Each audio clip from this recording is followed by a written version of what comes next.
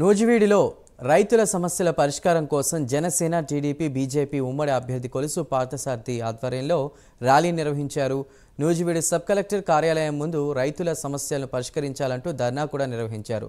రాష్ట్ర ప్రభుత్వం రైతులకు ప్రయోజనం చేకూరేలా ధరల స్థిరీకరణ కోసం నిధిని ఏర్పాటు చేస్తామని చెప్పినప్పటికీ ఆ దిశగా చర్యలు చేపట్టలేదని పార్థసారథి ఆగ్రహం వ్యక్తం చేశారు. 2 నెలల క్రితం ఆర్బీకేల ద్వారా ధాన్యం కొనుగోలు చేసిన ప్రభుత్వం ఇప్పటి వరకు రైతులకు నగదు జమ చేయకపోవడంపై మండిపడ్డారు. నియోజకవర్గంలో పత్తి, పామాయిల్, వరి, మామిడి, పొగాకు, మిర్చి రైతులను ఆదుకోవాలని ఆర్డీఓకు పార్థసారథి వినతి పత్రాన్ని అందించారు.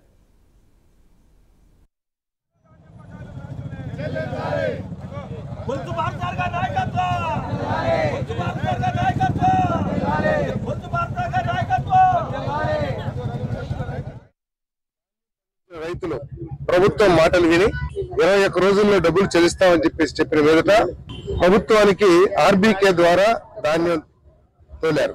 21 రోజులు కాదు కదా, దాదాపు 2 నెలలు అయిపోయింది. ఈ రోజుటి వరకు ధాన్యం డబ్బులు ఊసేయలేదు. సంబంధిత జిల్లా అధికారికి ఫోన్ చేస్తే తెలియదండి, మాకు సమాచారం లేదంటారు. అసలు సమాచారం ఎవరివ్వాలి? దీనికి అసలు బడ్జెట్ కేటాయించారా లేదా? ఆ బడ్జెట్ ని రైతులకు అందించాలని చెప్పేసి నిర్ణయం తీసుకున్నారా, లేకపోతే రైతుల కోసం పెట్టిన బడ్జెట్ ని ప్రభుత్వం లాగేసుకుందని చెప్పేసి అధికారులు స్పష్టంగా చెప్పాలని చెప్పేసి డిమాండ్ చేస్తా ఉన్నాం.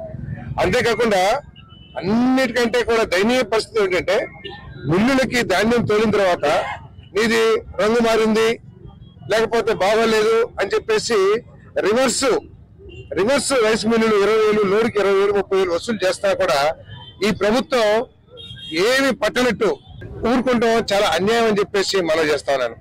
వెంటనే రైతుకి ఇక్కడ ఈ ప్రాంతంలో ఎక్కువ మంది రైతులు కౌలు రైతులుగా ఉన్నారు. వాళ్ళు పక్కన రైతులకి ఆ కౌలు డబ్బులు ముందే చెల్లించి ఇప్పుడు వ్యవసాయం చేసి దాన్ని ఎవరు